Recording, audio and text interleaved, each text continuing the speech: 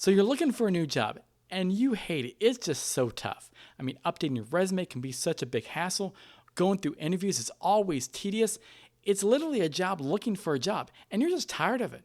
But this is exactly when you might be at your most vulnerable to scams. I'll tell you a little bit about how these scammers might get you and what happened to me when I got drawn in. This is my SoCon life.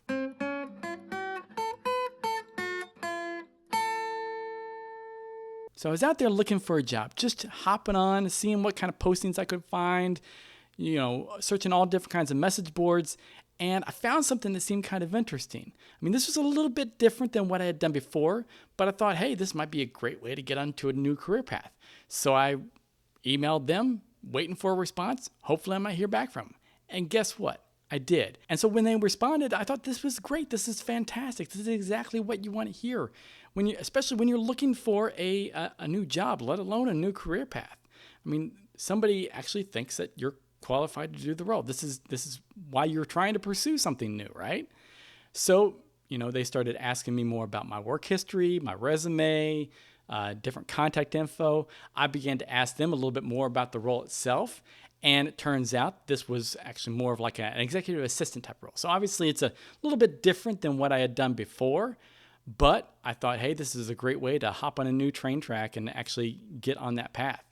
So I said, let's proceed, let's follow through and let's schedule an interview.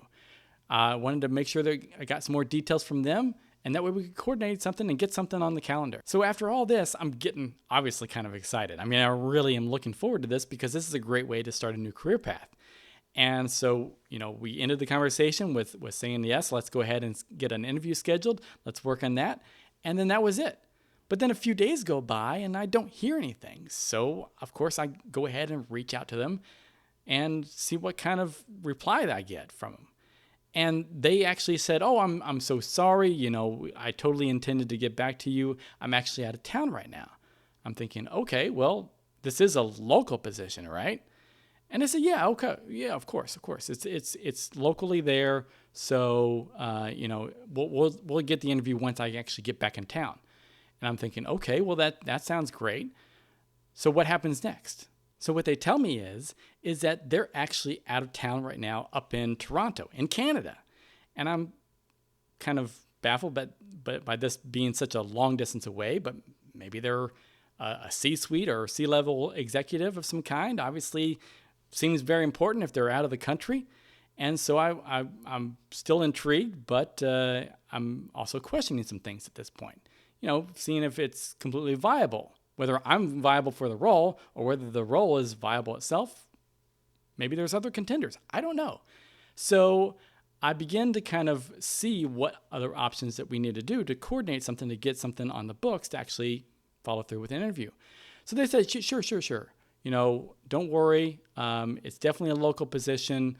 I'll get you in as soon as I get back in town, then we'll be able to have that, a formal interview. I'm like, great, sounds good to me. Now, I will say this. At this point, all I've talked to them is via email. I haven't actually talked to them on the phone, haven't heard their voice or anything like that. But I'm still excited because if this is legitimate, then I'm thinking, great, this is a great way to progress up the career path, up the career ladder, right? So that was kind of my thoughts. And so I'm thinking that, this is great. I want to move forward. So after we got everything straight and we wanted to go ahead and get something on the books, they wanted to go ahead and move forward with setting up the interview once they got back in town. But they did go ahead and give me a task right now to do. And what they said is, I need you to book me a plane ticket from where they're at up in Toronto to back here locally. And I thought, okay, well, this kind of sounds like something an executive assistant might do, but I still kind of felt a little bit uneasy. So I did ask them about the payment. How was the funding for this plane ticket going to be taken care of? And they told me, don't worry. The plane ticket would be taken care of. All I need you to do is organize the booking of it. Just book the plane ticket for me, and that's all that we need. So I know what you're thinking.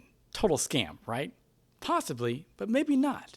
I mean, at this point, they haven't asked for any money, and if everything goes according to plan, we'll actually be able to meet in person for an interview, right? And that way everything will be confirmed that it's all legit. So I followed through and started actually searching online for some plane tickets, kind of get an idea of what the cost and scheduling might be. And then I reported back to them with my findings. That was it. I followed through and I was on the right track. So when I actually heard back from them after showing them what I found, is that they said, okay, great, sounds good.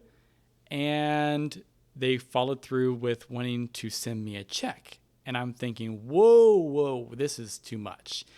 And now I'm on heavy alert because this is not what I had in mind at all.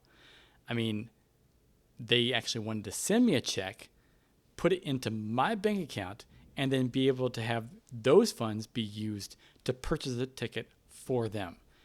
This wasn't at all what I had in mind. So now I'm in it. I don't know what exactly I'm going to do, but all I know is I want out.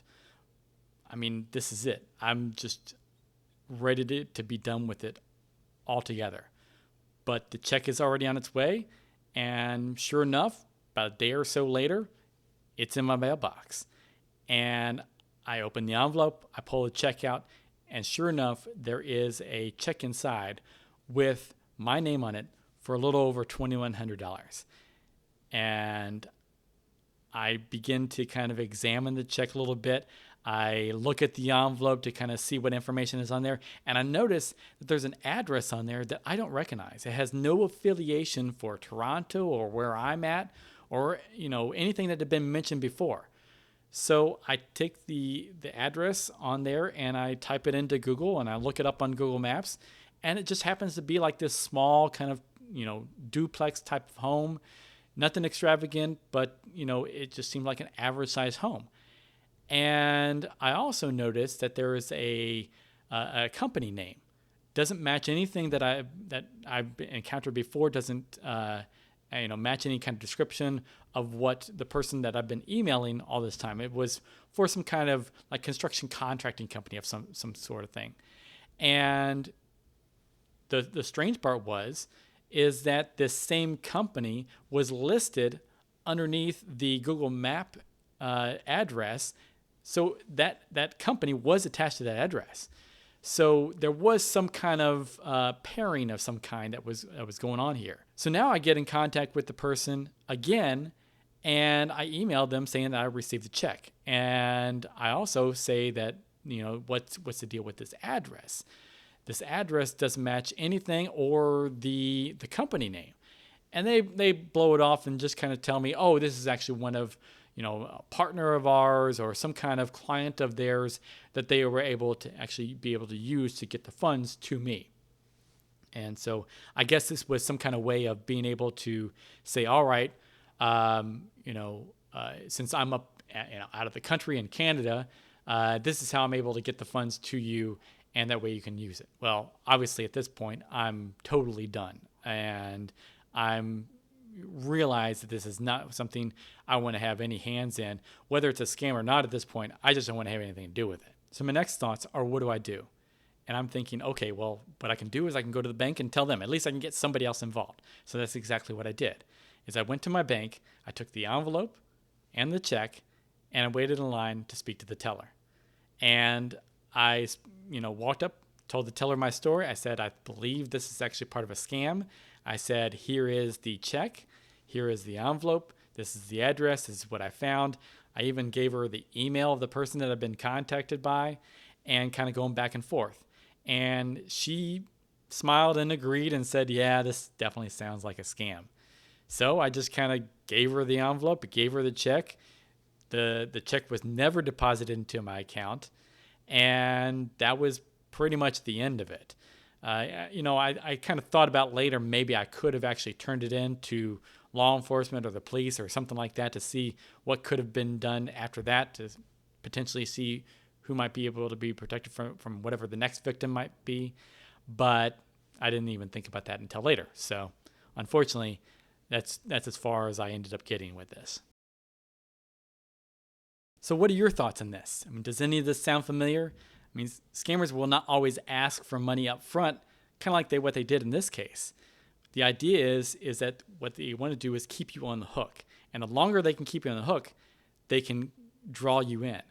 And when they actually do finally ask for some kind of request, because they didn't ask for it up immediately, you might actually think, okay, this seems more legitimate. And that's the idea. That's the scam, is to draw you in and keep you hooked. I'm sure these same tactics can be used in other ways, not just job hunting schemes. But the point is to always be aware. I mean, make sure that you're always asking questions and investigate it as much as you can. I mean, scammers are looking for people that are at their most vulnerable. I mean, and people that are looking for jobs are typically people that are trying to either do good by their family, looking for more money for job improvement, or because they're so bored or unappreciated in their current role. And so they're looking for something to better their life and feel better about themselves. This is exactly what scammers know, and they'll try to take advantage of it any way they can. Hopefully this never happens to you, but if you've encountered something similar, I want to hear about it. Let's build this community to protect the innocent and help the victims.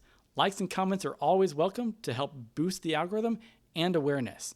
We'll have more videos and stories coming soon, so subscribe and click the bell to get those notifications. We'll see you next time.